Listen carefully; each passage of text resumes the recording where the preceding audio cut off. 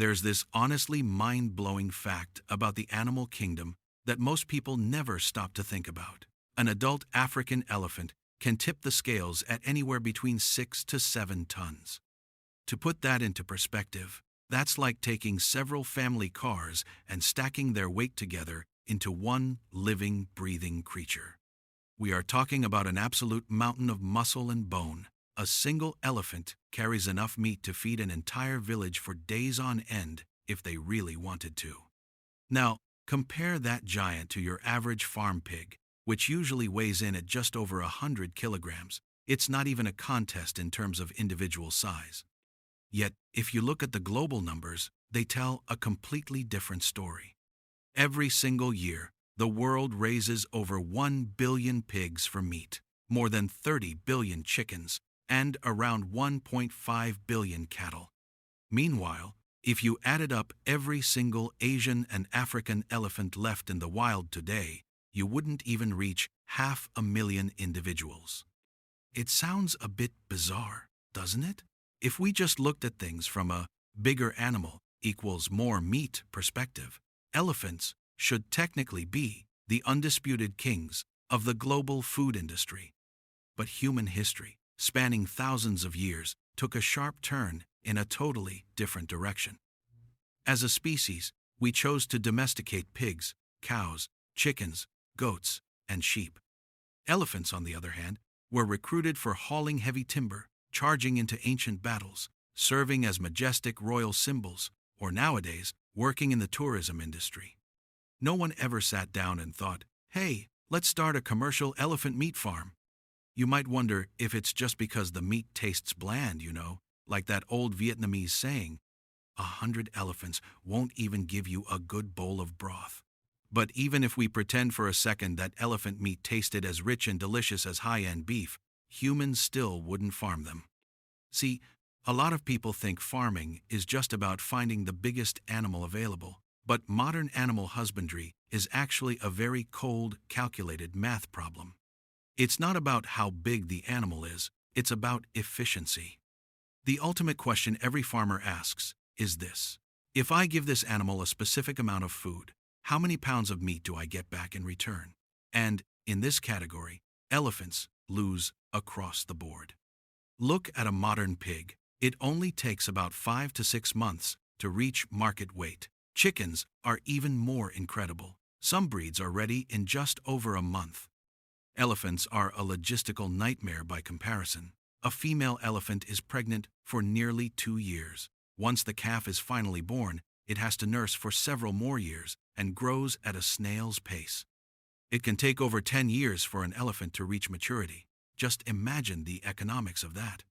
If you started raising an elephant for meat the day a child was born, that kid would be starting middle school by the time the elephant was finally ready for market.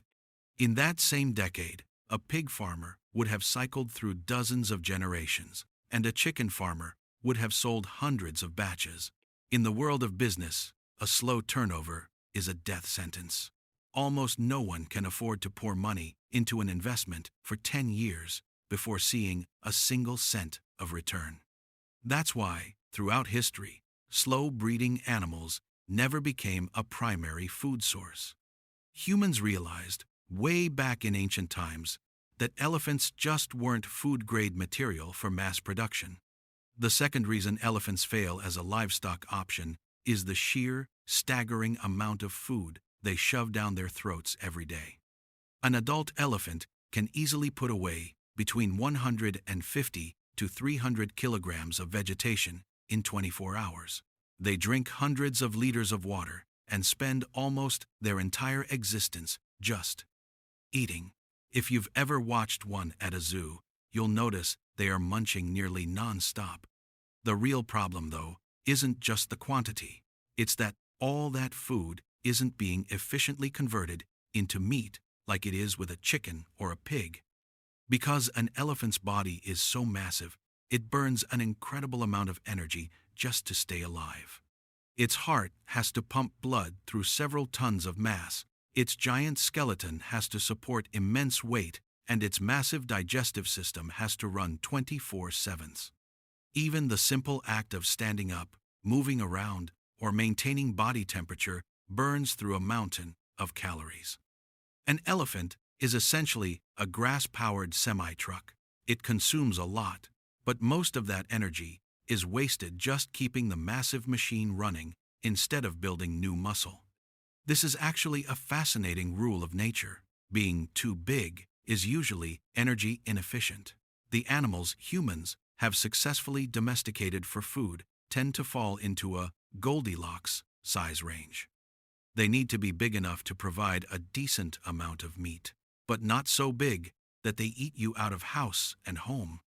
A pig weighing around 100 kilograms is almost the perfect economic sweet spot.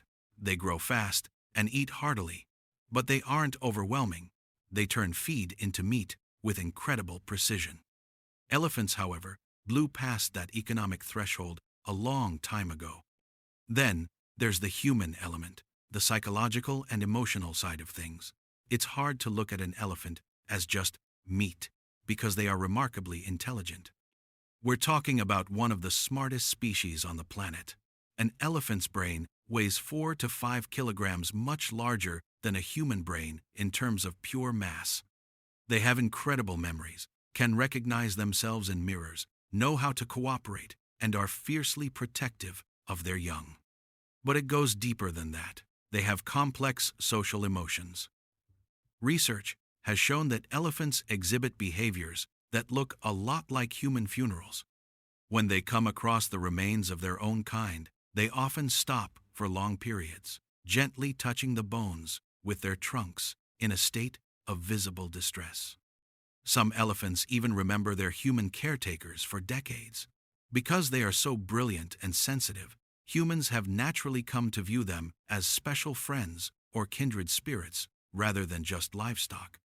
In many Asian cultures, elephants are deeply woven into religion and tradition. In India, the elephant-headed god Ganesha is everywhere, symbolizing wisdom and luck. In Thailand, white elephants were once royal treasures. A king, owning many, was seen as having a divine mandate to rule. Of course, history isn't always black and white, and it's not like humans have never eaten elephants. Our prehistoric ancestors famously hunted mammoths for survival.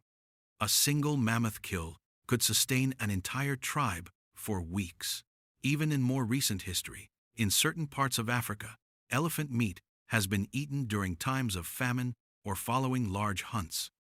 Even today, illegal poaching still exists, though that's usually driven by the ivory trade rather than a demand for meat. However, we have to distinguish between hunting and farming. Hunting is just taking what you find in the wild. Farming or animal husbandry is about maintaining a large, stable population, optimizing costs, and creating a continuous food supply. And that is where the elephant fails the test. They are too big, too slow, too expensive, and far too difficult to manage to ever be a meat-producing machine. There is, however, a modern exception to the rule that stirred up a lot of controversy recently. In 2025, Zimbabwe made headlines by announcing plans to cull dozens of elephants to distribute meat to local communities.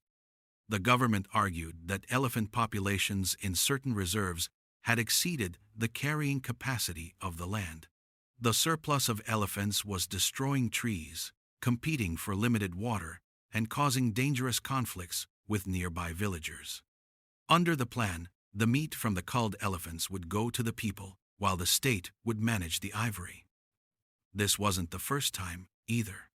In 2024, they culled about 200 elephants during a period of severe drought and food shortages. For Zimbabwe, it was a pragmatic move, reducing environmental pressure while providing a source of protein for the poor during a crisis. But the global reaction was one of pure heartbreak and outrage. People find it incredibly painful to see such intelligent, iconic symbols of Africa being killed for food. It just shows you how intense the debate around elephant meat really is.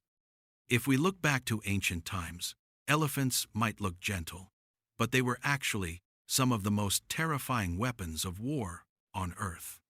A war elephant stands over 3 meters tall and weighs several tons. Charging into an infantry line, it was like a living armored tank. The sheer size, the terrifying trumpeting, and the raw power could make horses panic and send the most hardened soldiers running for their lives.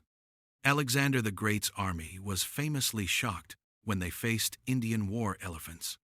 Later, the legendary General Hannibal became famous for leading elephants across the Alps during the Second Punic War to strike at Rome. In Southeast Asia, elephants were essentially biological tanks.